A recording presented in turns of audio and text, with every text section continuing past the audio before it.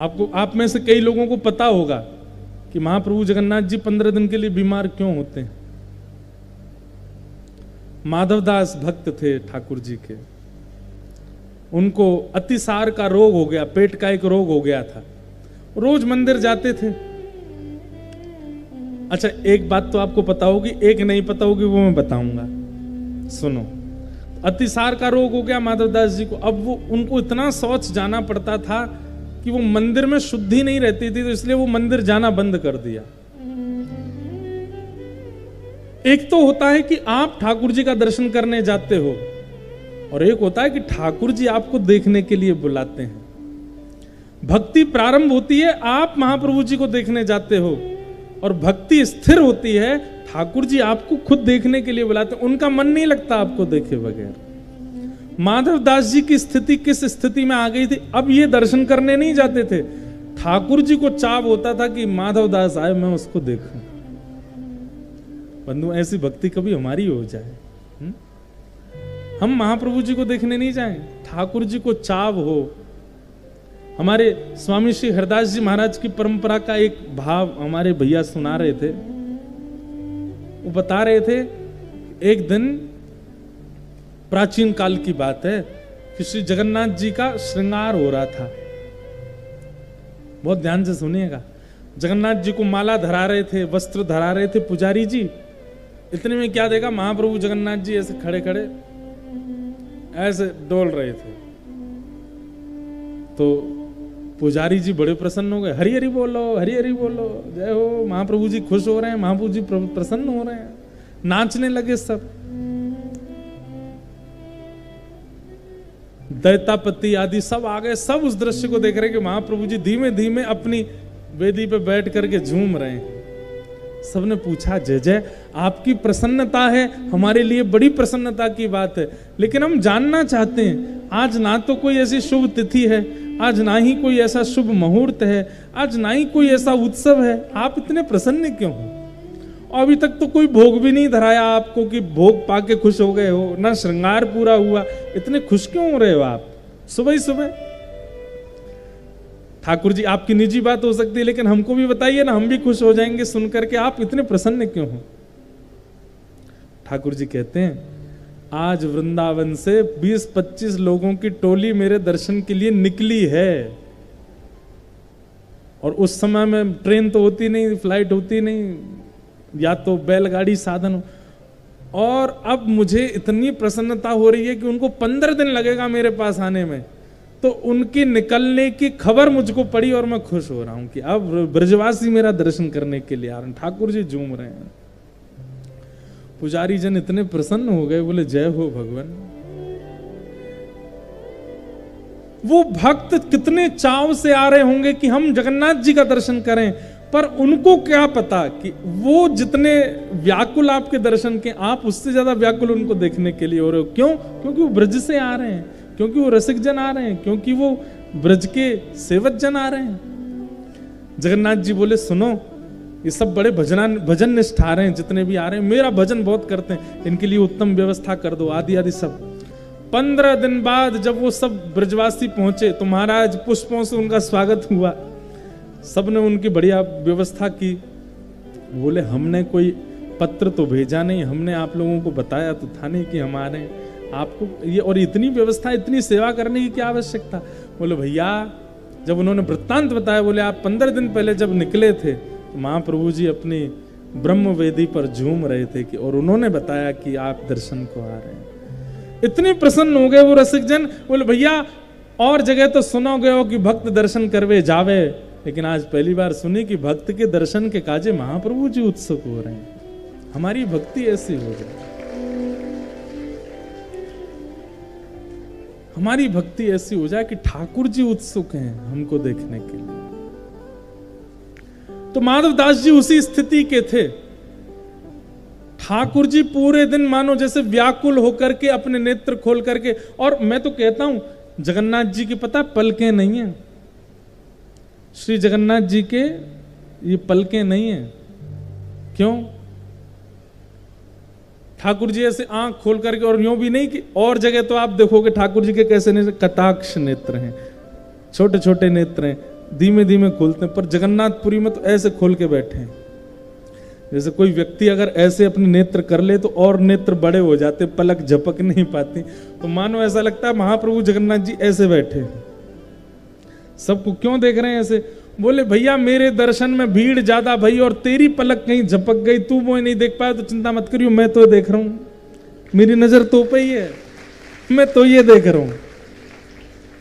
और अकेले नहीं खड़े, बगल में तुम भी खोलो अपनी आंख। तो सुभद्रा जी ने भी खोल ली, बलभद्र जी ने भी खोल ली। बोले ये दोनों क्यों खोल के बैठे हैं? जगन्नाथ जी बोले भाई लाखों लोग आएंगे, मैं ज्यादा से ज्यादा 1-1.5 लाख लोगों को देख लूंगा, बाकी के जो बच कुछ जाएंगे उनको तुम देख लेना और फिर बाद में मुझे दिखा देना। ये भी आए थे इसलिए बलभद्र जी सुभद्रा जी भी ऐसे बैठे हैं, ऐसे जगन्नाथ जी हमारे ऐसे बैठे हैं। पलक है ही नहीं है, झपकते ही नहीं है कभी। जब रात में बड़ श्रृंगार होता है जगन्नाथ जी का पुष्पों का, तब पलक धराई जाती है जगन्नाथ जी को कि अब ठाकुर जी शयन का समय आ गया, अब नेत्र बंद करो, तब पलक धराते, नहीं तो पलक है ही नहीं जगन्नाथ जी की। अगर मैं ऐसा कह दूं तो इसमें कोई अतिशयोक्ति नहीं। पूरे भारत में जितने ठाकुर हैं वो भक्त वत्सल हैं, लेकिन महाप्रभु जगन्नाथ जी ये भक्तों के भक्त वत्सल है। मतलब ये भक्तों के आराध्य नहीं है, ये भक्त इनके आराध्य हैं, ये भक्तों की आराधना करते हैं। और जगह तो आप ठाकुर को देखते हैं, पर जगन्नाथपुरी में ठाकुर आपको देखता है। तो माधवदास जी का रोग हो गया अतिसार का, नहीं आ पाते। महाप्रभु जगन्नाथ जी बोले माधवदास नहीं आ पा रहा तो हम चले जाते हैं, और एक बालक का रूप धारण करके गए। माधवदास जी ना हिल पा रहे ना डुल पा रहे, वहीं सब कर रहे थे शौच आदि। महाप्रभु जी गए और जल हाथ में ले ले करके माधवदास जी के वस्त्र धोवें, कभी पैर साफ करें, कभी कुछ साफ करें। माधवदास जी के नेत्र खुल गए। बोले ये कोई बालक नहीं है, जो सुगंधी मुझे आ रही है उससे पता चल रहा है ये महाप्रभु जगन्नाथ जी हैं। तुरंत हाथ पकड़ लिया, बोले प्रभु ये आप क्या कर रहे हैं? आप मेरी सेवा क्यों कर रहे हैं? अरे माधव तू जल्दी ठीक है जाएगो तो फिर मेरे दर्शन के काजे आवेगो, तो दर्शन मेरे काजे आवेगो, मैं तो देखूंगा तब मुझे संतुष्टि होगी, इसलिए मैं जल्दी ठीक कर रहा हूं। माधवदास जी बोले आप परमात्मा हो, आप चाहो तो चुटकी बजा दो तो मेरा अभी पेट ठीक हो जाए, मेरे सारे रोग ठीक हो जाएं। ये 10-15 दिन का मुझे रोग भोगना क्यों पड़ रहा है? ठाकुर जी बोले देखो ये प्रारब्ध है तुम्हारा, किस जन्म का भोग रहे हो तुम्हें नहीं पता, और ये 15 दिन तुम और भोग लोगे तभी तुम्हारे पूर्व के प्रारब्ध नष्ट होंगे। अगर मैं परमात्मा दृष्टि से तुम्हारे 15 दिन के प्रारब्धों को तुमको ना भोगने दूंगा तो इनको भोगने के लिए तुम्हें फिर से जन्म लेना पड़ेगा। समझ में आई बात? यदि अभी आए संकट को तुमने नहीं भोगा तो इसके लिए तुम्हें दोबारा जन्म लेना पड़ेगा। 15 दिन का संकट भोगने के लिए तुम्हें फिर से आना पड़ेगा। माधवदास जी बोले नहीं भगवान मैं सह लूंगा, पर आप मेरी सेवा मत करो, आप चले जाओ। लेकिन ठाकुर जी कहां मानने वाले थे। शाम तक तो माधवदास जी स्वस्थ हो गए, ठीक हो गए, सारा रोग ठीक हो गया। लेकिन माधवदास जी के मन में ये बात चल रही थी कि ठाकुर जी बोल के गए कि ये मेरे प्रारब्ध हैं और मैंने तो अपने प्रारब्ध 15 दिन के भोगे नहीं, फिर मैं स्वस्थ कैसे हो गया। अगले दिन जैसे ही आप स्नान ध्यान करके, ठाकुर जी का आज मनोरथ था क्या, स्नान पूर्णिमा, स्नान पूर्णिमा का दर्शन किया, और स्नान पूर्णिमा के बाद तभी क्या होता है, ठाकुर जी बीमार हो जाते हैं। 15 दिन के लिए जब बीमार हुए, किसी को दर्शन नहीं हुए, माधवदास जी व्याकुल हृदय से ठाकुर जी को पुकारते हैं। बोले भगवान आपके दर्शन क्यों नहीं हो रहे, आप कैसे बीमार हो गए? बोले माधव अब तुम स्वस्थ हो ना? बोले हाँ, तुम्हारा जो 15 दिन का शेष रह गया था वो हमने अपने ऊपर ले लिया, अब उसको हम भोगेंगे। तो माधवदास जी को इतनी पीड़ा हुई कि नाथ आप क्यों ले रहे हैं? ठाकुर जी बोले एक पंथ दो काज। ए माधव सुन, तू इतना परेशान मत हो, ये 15 दिन के बीमार होने के पीछे एक कारण और है। माधवदास जी बोले क्या? क्योंकि माधवदास जी तो सौगंध दे रहे थे कि आप अभी स्वस्थ हो, मैं भोगूंगा, मेरा प्रारब्ध, आप क्यों ले रहे हैं अपने ऊपर? ठाकुर जी बोले नहीं नहीं तू चिंता मत कर, एक बार में 2 काम हो रहे हैं। भगवान माधवदास जी बोले क्या? एक तो तेरे रोग जो हैं वो मैं भोग लूंगा। और मैं वैसे ठाकुर जी कुछ भोगते नहीं है, ये सब तो लीला है जगन्नाथ जी की। और दूसरा बोले क्या, साल भर में 14-15 एकादशी आती है और हम एक भी एकादशी नहीं रखते, सब एकादशियों पे महाभारत पाते हैं। कहीं ना कहीं जब एकादशी की महिमा पूरे विश्व में इतनी हमने बताई है, मान लिया जगन्नाथपुरी में एकादशी के दिन महाभारत महाप्रसाद पाना होता है, यहां पर एकादशी का विधान नहीं है, क्योंकि यहां की रसोई स्वयं लक्ष्मी बनाती हैं, इसलिए लक्ष्मी के हाथ से स्पर्श करने पर एकादशी का विधान नहीं होता। लेकिन भैया कहीं एकादशी की महिमा कहीं और घट नहीं जाए, इसलिए हम तो एक साथ ही 15 दिन की एकादशी कर लेते हैं ताकि साल भर चकाचक पावे। तो कई लोग एकादशी पर ऐसा कह देते हैं कि महाप्रभु जगन्नाथ जी भी यहाँ भी तो महाप्रभु जी आपको पता नहीं है, वो बड़े चतुर हैं, वो एक साथ ही 15 दिन में व्रत करके अपनी एकादशी खत्म कर चुके हैं। 15 दिन ठाकुर जी महाप्रसाद नहीं पाते, केवल काढ़ा पीते हैं। ऐसी एकादशी तो कोई नहीं करता होगा। हम कैसी एकादशी कर, कूटू की पकौड़ी, कूटू की कचौड़ी, ये समा के चावल लो, खिचड़ी लो, ये लो, कैसी एकादशी करते? 15 दिन एक साथ एकादशी प्रकट हो जाती हैं और ठाकुर जी केवल काढ़ा पी के रहते हैं। सबको ये पता रहता है कि ठाकुर जी अस्वस्थ हैं, लेकिन वास्तव में पूरे साल भर का कोटा पूरा कर देते हैं ठाकुर जी एक बार में। तो इसलिए जो लोग, ये कोई ऐसी शास्त्रीय बात नहीं, लेकिन मेरे मन में आता है कि जो लोग जगन्नाथपुरी में एकादशी के दिन महाप्रसाद पाते हैं, उन एकादशियों को गिन लीजिएगा, कितनी एकादशी हमने महाप्रसाद पाया, वो प्रेम से पाइएगा। और जब ठाकुर जी स्नान पूर्णिमा के बाद 15 दिन के लिए बीमार होते हैं, उतने दिन का व्रत आप भी किया करो। ठाकुर जी भी तो नहीं पा रहे हैं, तो हमें भी नहीं पाना है। इन दो भावों से ठाकुर जी बीमार होते हैं महाप्रभु जगन्नाथ जी। एक तो माधव दास का रोग लेते हैं, और फिर ठाकुर जी को इतना अच्छा लगा कि हमने अपने भक्त की पीड़ा ली, उसको पीड़ा उत्सव के रूप में ठाकुर जी मनाते हैं हर साल। माधव दास जी के उस रोग को अपने उत्सव के भांति, जैसे ठाकुर जी का उत्सव भक्त बनाते हैं, ऐसे भक्त के उत्सव को ठाकुर जी पीड़ा उत्सव के रूप में मनाते हैं 15 दिन के लिए। ऐसे महाप्रभु श्री जगन्नाथ जी, बोलो जगन्नाथ महाप्रभु के। ऐसे जगन्नाथ जी को हम बारंबार प्रणाम करते हैं। तो इस प्रकार बंधुओं, ठाकुर जी से एक संबंध मानो।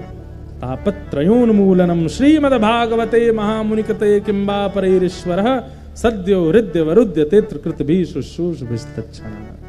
महाप्रभु जगन्नाथ जी को हम बारंबार वंदन करते हैं। और आइए बड़े प्रेम और भाव से आज के मंगल भाव को विराम देते हैं। आज भी थोड़ा विलंब हुआ कथा में, पर कल से बिल्कुल समय से आएंगे हम। आज का भी कारण एक कुछ निजी है हमारे परिकर में से, पर ठाकुर जी सब अनुग्रह करेंगे, सब मंगल में होगा। तो आइए महाप्रभु जगन्नाथ जी को प्रणाम करते हुए आज के मंगल भाव को हम लोग विराम देते हैं।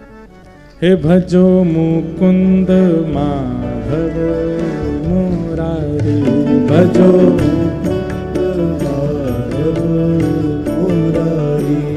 भजो मुकुंद माधव मुरारी, भजो मुकुंद माधव मुरारी।